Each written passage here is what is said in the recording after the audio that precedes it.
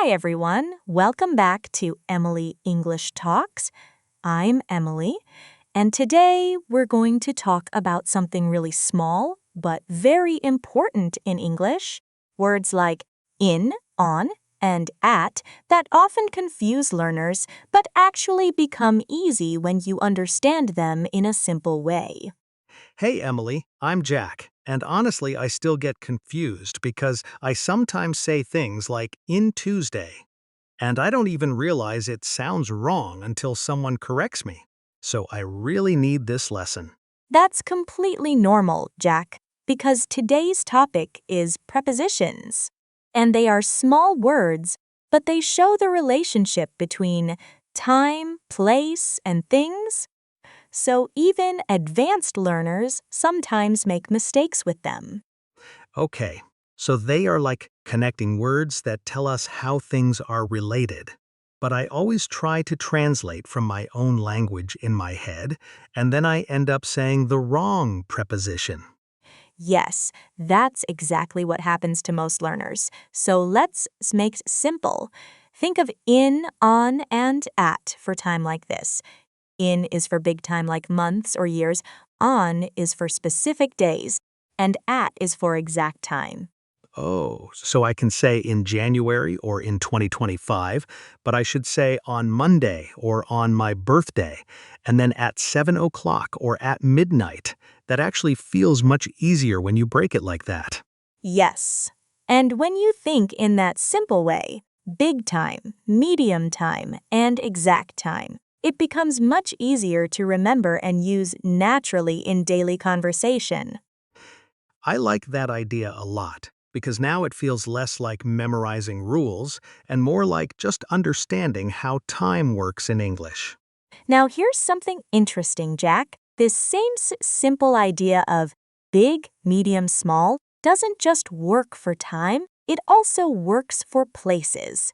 So, prepositions like in, on, and at also help us talk about location in a very similar way. Really? So it's the same logic again, just for places instead of time? Yes, exactly. So, in is used for bigger areas or spaces like countries, cities, or rooms. For example, I live in Thailand. Or she is in the kitchen, meaning she is inside that space. Okay, that makes sense. So, in is like being inside something bigger. But what about on? On is for surfaces, like when something is touching a flat area. So we say the book is on the table. Or I live on Sukhumvit Road, because a road is like a surface we move along. Ah, so on is like standing or being connected to a surface. That actually helps me visualize it better.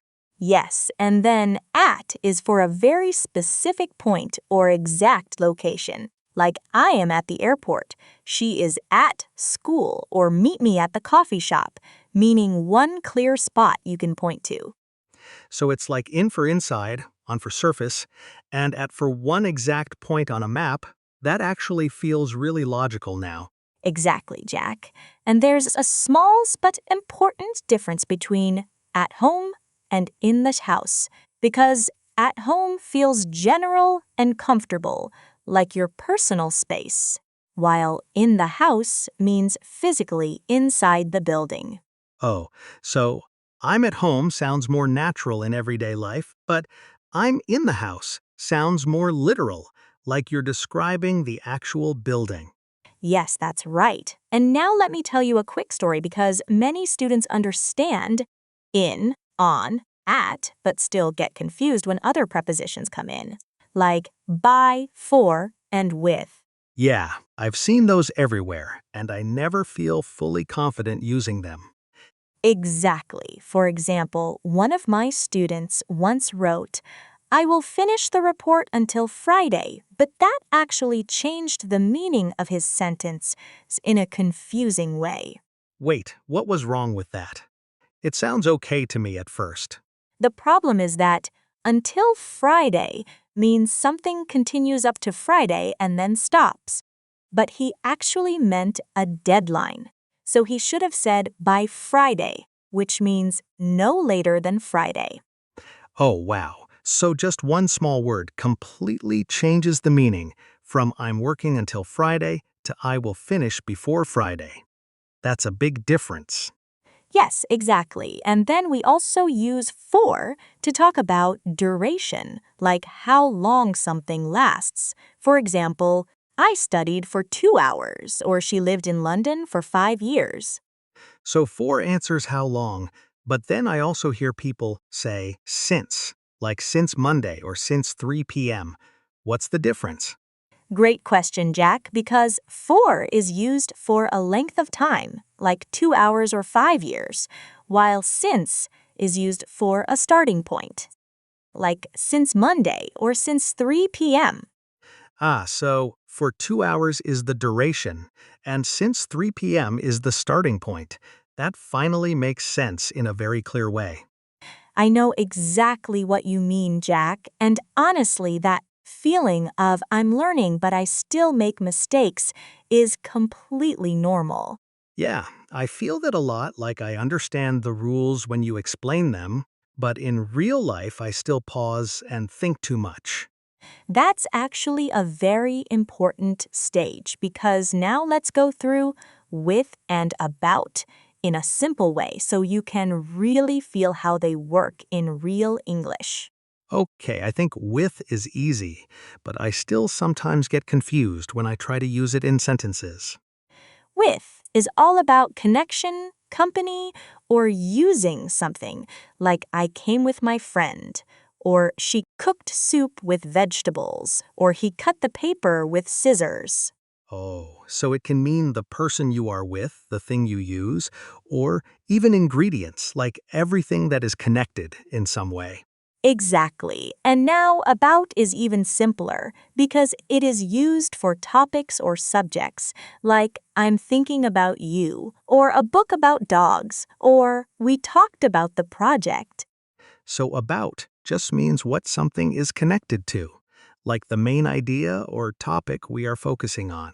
Yes, and now let's quickly talk about some very common mistakes. Because even advanced learners and native speakers sometimes mix these up. Oh, really? I want to hear those. I don't want to keep repeating the same mistakes.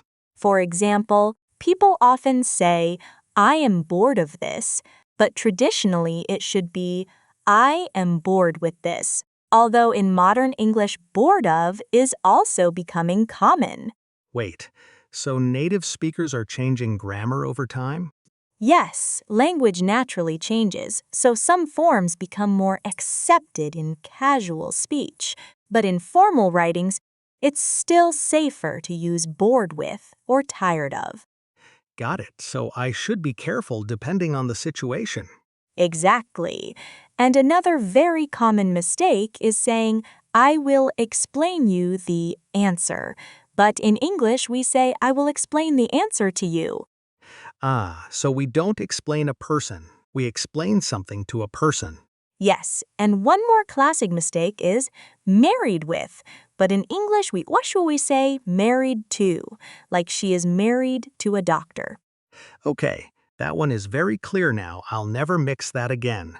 Great, and now let's do a quick recap so everything connects. In for big spaces, on for surfaces or days, at for exact points, by for deadlines, for duration, since for starting points, with for connection or tools, and about for topics. Wow, when you put it like that, it actually feels like a full system instead of random rules. That's exactly the goal, Jack, because the best way to learn prepositions is not just memorizing them, but noticing them in real English and practicing until they start to feel natural. Yeah, I guess the more I hear and use them, the more my brain will just feel what sounds right. Exactly. And that feeling is what we call language intuition. And over time, it becomes your strongest skill in English communication. Sometimes learners start second guessing every preposition they use. Like, am I saying this right? Or does this sound natural? And that can feel really stressful at the beginning. Yeah, I definitely do that a lot. I pause in the middle of sentences because I'm not sure if I'm using the right preposition. That's very common, Jack, but it takes time.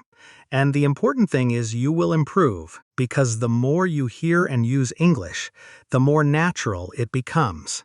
That actually makes me feel better because I think a lot of learners feel like they have to be perfect from the start. Exactly. And that's why we're here, to make English feel less scary and more like a normal, friendly conversation you can grow into step by step. I like that idea a lot.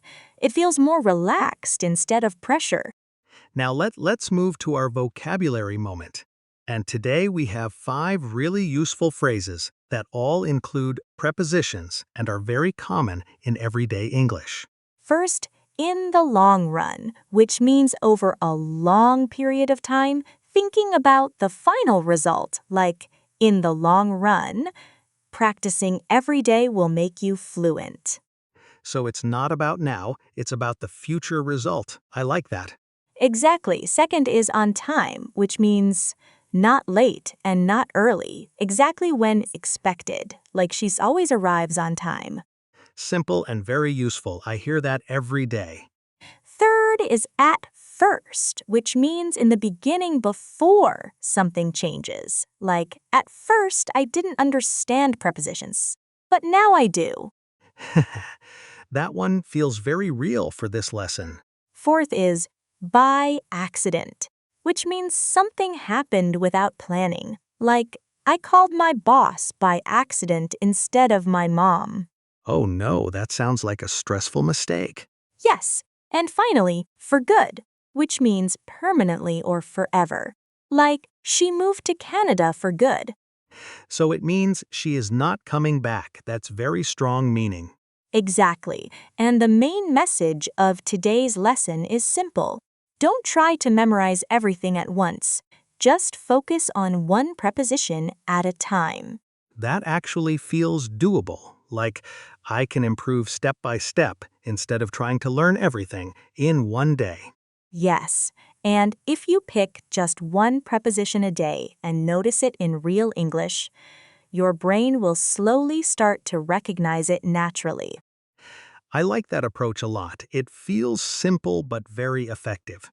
That's the goal, Jack, because small, consistent praxis always builds real confidence in English. And you know what, Jack? Prepositions are actually so small that people often forget to teach them properly. But the truth is, they are everywhere in English. Almost every sentence we speak has at least one preposition inside it.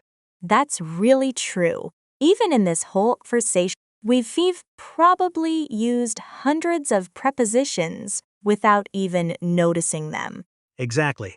So the good news is you've already been practicing them naturally, just by listening and speaking, even if you didn't realize it. I love that idea. It makes me feel like I'm not starting from zero. I've actually been learning all along. Now, before we finish, let's ask our listeners a simple question so they can join in with us. Yes, I like that. Everyone listening, here's your question for today. Which preposition do you find the most confusing? Is it in, on, at, by, for, or maybe something else completely that still feels tricky for you?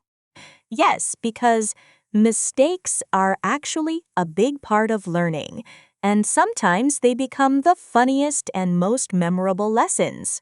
So don't be shy, share your stories. Even the funny ones, we all learn from them.